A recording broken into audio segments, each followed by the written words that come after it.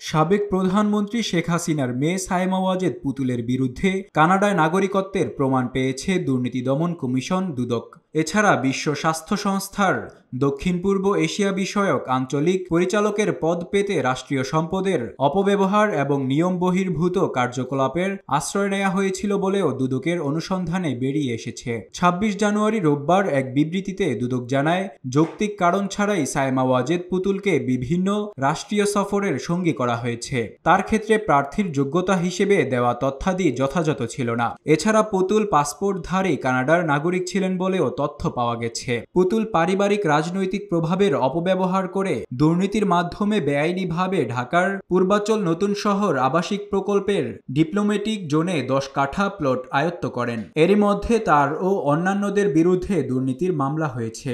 বিবৃতিতে দুদক আরও জানায়, পুতুল সূচনা ফাউন্ডেশন নামের একটি প্রতিষ্ঠান খুলে বিভিন্ন সামাজিক ও ব্যবসায়িক প্রতিষ্ঠান থেকে জোরপূর্বক উপঢৌকন আদায় ও অর্থ আত্মসাৎ করেছেন।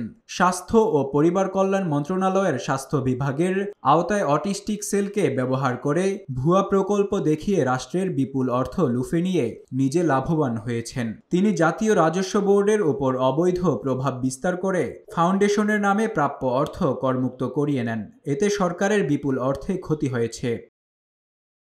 Desk report, public post, Dhaka.